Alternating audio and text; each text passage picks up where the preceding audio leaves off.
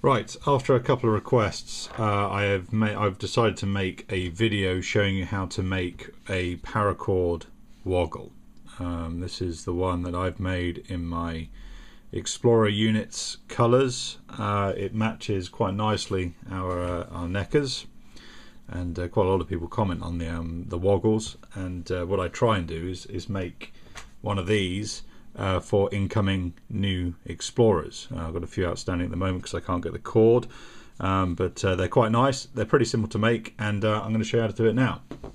Now the basic three elements. Now unfortunately I haven't got many variations of colour at the moment, so I'm just going to make a black and white one. There's three main elements to it. You've got the middle, like the inner cord, which is the very inside, so we're going to be tying around that part, so it's this bit here. The second layer is just, in this case, one single colour. This one is 40 inches, and I'll put all the measurements on the information for the video, but this one's 40 inches. The very inside, the inner cord, is about 14 inches, so the second layer is 40 inches, and then the third layer is the multiple coloured layer. In this situation is white and black, and they are two lengths of 26 inches, so 52 inches in total, and they have been fused together. Now I'm going to try and switch between my macro and regular setting here on the camera, so bear with me. So they're fused together. Now the way to do that is you cut each end of the cord off, heat up the frayed ends until they start to melt, and then push the two ends together. Now I've got a rope burner. This particular one's no good really. It does the job, but it's not particularly good at it. The best thing I found to do this job with is actually like a kitchen blowtorch, because you can light that, you can stand that in front of you, and then you can melt the two ends and push them together. You have to be quite quick when you're pushing them together, because obviously as soon as they start to cool down, they solidify, and then you have to trim them and do them again. So you have to be quite quick, but that's pretty strong. It won't come apart easily, and it does quite a nice job of fusing two colours together. Right, so the very first step is the middle. By the way, the cord that I've got here I buy from a shop called the Bushcraft Store.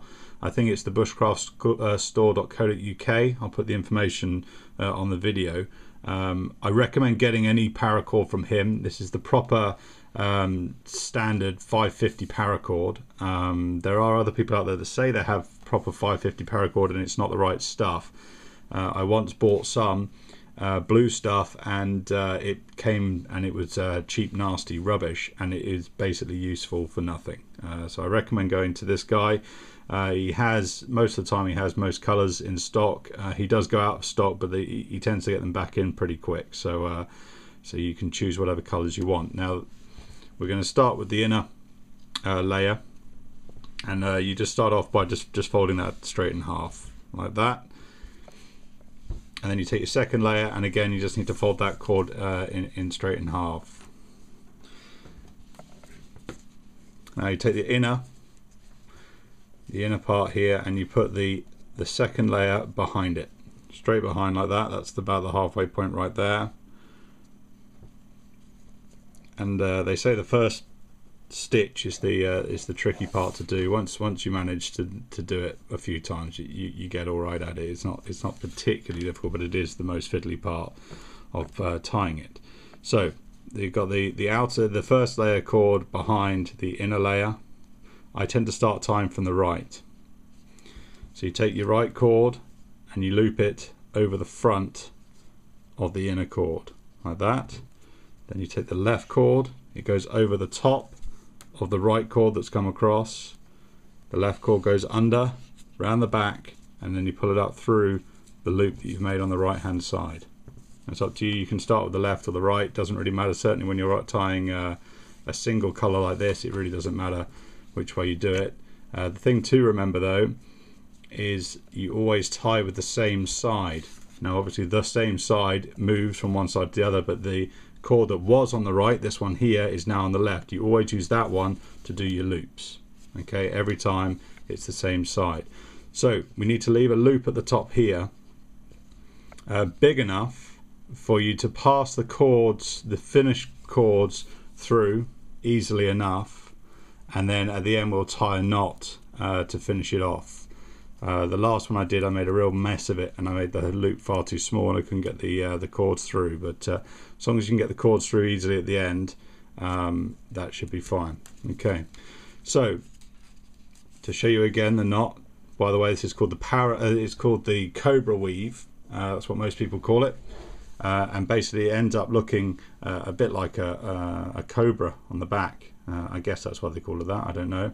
It certainly has a snake-like quality to it, but that's what they call it, the cobra weave. So just to show you again then, so we're starting on the left this time. You loop it, take the right hand side over the top of the left, bring it around the back, pull it up through the loop, pull tight. Now you should make sure you pull it nice and tight all the way along, and make sure it's nice and done up. You don't want it to come undone part way through. Again, now we're on the right hand side, you loop it over the top, around the back, pull through, pull tight. Okay, so I'm going to go through and do this. I'll fast forward it so you don't have to sit and watch me do it at regular speed, and just bear with me. Right, now I've tied about 10 stitches, so it'll be 10 on one side, 9 on the other. So this side here is 10. That will give you about the right length that you need to make the right size woggle. So the next step, after you've made sure everything's nice and tight, is to trim off and burn the ends. Now this is the slightly tricky part if you're going to be doing it with your scouts or your explorers. Is you don't really want them to, I don't know, personally with my explorers, I didn't really trust them to burn their own cords. So basically when we got to this stage, I would stand at one end, they would all come up one by one, I would trim them and burn them for each of them. I certainly end up with burnt fingertips from doing it, so it's probably not advisable for you to do it with your explorers, but obviously you know your explorers and I know my explorers. So basically I find the best tool to do this is actually the scissors on your penknife. I've used regular scissors, and more often than not they're a bit chunky and not terribly sharp, so these work quite nicely. It cuts a fairly nice clean cut, but just basically you need to cut off and then get your lighter or whatever you're going to use to burn it with, making sure I'm taking care not to burn through the actual cord. I mean, really it doesn't matter too much about the inner cord because you're not really going to see it because it's going to be covered by another layer, but just take care when you're doing it. We just give it a little burn here, just enough to start melting it. And I tend to use the end of my scissors here and just flatten it off just to make sure that it's nicely sealed up.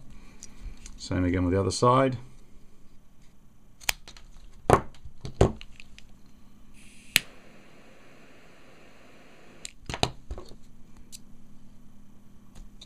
And there we are. So that's the layer one. First layer done.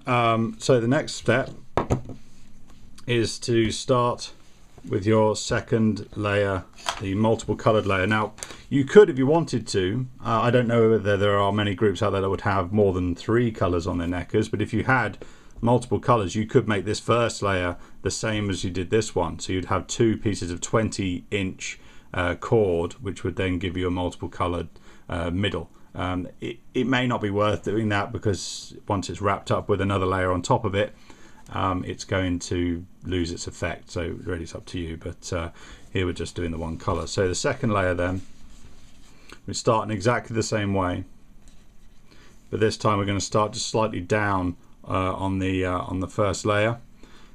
We just hold the middle and try and keep the join at the center at the back. It's up to you which way you tie it now, but it does make a difference which way you tie it. So if you start, for example, if we were to start right now with the black side, then we're going to have white on the outside and black in the middle. Now what I ideally want is actually white in the middle and black on the outside. Now obviously when you do tie it, it doesn't really matter which way you tie it, because on one side you'll have the color combination you want, on the other side you'll have the opposite color combination. If I just show you one of my let me see if I can find a wrist strap here. This one here, for example, on one side we've got black on the outside, we've got this camo on the middle. On the other side you have the black in the middle and the camo on the outside. Now the only problem with doing that is you'll end up on one side you'll have your joins and things like that, which means it's not as neat. So really you need to try and make your decision which way round you want it, and obviously you can untie it at any stage you want. But on this one I want the white in the middle and the black on the outside, which means I want to tie with the white side. So the side that you start tying with will be the colour in the middle. Okay, so we're going to do exactly the same stitch as before. Take the white side, loop it, the black goes over the top of the white. It's easy to keep track of what you're doing when you have two colours, because you know in this situation we're just tying with the white. And then pull it tight. Now try and just get it one stitch up. Pull that tight so you see what I mean. It's one stitch up on the first layer. Okay, so we'll keep on going. So again, loop with the white, black goes over the top of the white, round the back and pull it through the loop and pull tight like that. So again, I'll fast forward through this so you don't have to sit through it, and I'll be with you in a moment. Right, so there we go. That's the finished tying on the second layer. I think 1, 2, 3, 4, 5, 6, 7, 8, 9. Yeah, so it's 9 stitches down the left, 8 on the right hand side. That's about the right length that you want, and that will give you a fairly nice sized woggle. So next step again is exactly the same as the first layer. We're going to trim off the excess. We're then going to burn it, melt it, and then we're going to tie it together, and then you'll have your finished woggle. So let's just do that quickly. Just trim off these bits.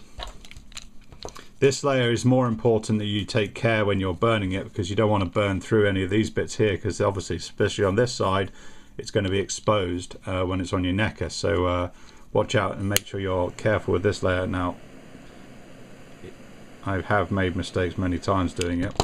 This one seems to be going okay. The one on the back doesn't matter so much, because obviously that's going to be on the inside, so that one's not too much of a trouble. It's this one here that you need to be careful with.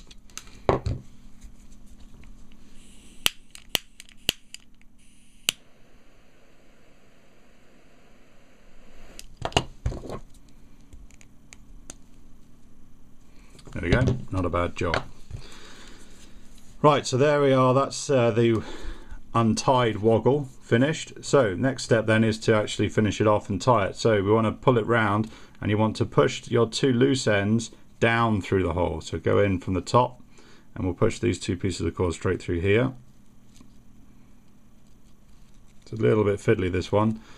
Try and get your explorer to do it. Obviously they should be fairly well versed in knots, so we'll see, but I have ended up having to do them for most of mine. Right, so pull those through and then just pull it tight like that, and you can tie whatever knot you want here. I tend to tie a reef knot just because it's easy to tie, but really anything, overhand knot, whatever you want really. There you go, there's a nice simple reef knot. Now it makes it a bit bulky, but I find that makes it just stand away from your shirt slightly, so it's up to you. There are two methods you could use here. You can tie the knot. On another one I've got here that I've made, I actually fused the two ends together. Now that makes quite a neat job, but it's fiddly. It's really fiddly. I don't recommend doing it with your explorers, but perhaps if you're doing it on your own one, you might want to do it that way, because that's quite neat and tidy. That was just I ended up with not enough to tie it off with there, so that was my own mistake, but it ended up with a fairly neat solution. But on my main one that I use, that's knotted, and then again we just trim off and melt the ends again. So it's really up to you what you want to do, but I don't recommend doing fiddly bits with your explorers or with your scouts, especially if you're going to be doing this at all with scouts. I recommend just doing a knot. And you don't even need to do this bit. If you didn't want to, you could leave the loose ends or trim them down just slightly and not bother melting the ends. It's really up to you how neat and tidy you want it, and how tricky you want to have it on the night. Now, it's a good activity to do with your explorers and your scouts. Mine have all enjoyed it, and actually just the other night when we were all in uniform, I noticed that the majority of them that have already made them were wearing them, so they do like them, and it does go nicely with your necker. Unfortunately this one doesn't go with mine at all, but that's the finished product. So there we are. There's your finished woggle. There's my unit coloured one, and there's another one that kind of goes with my unit colours.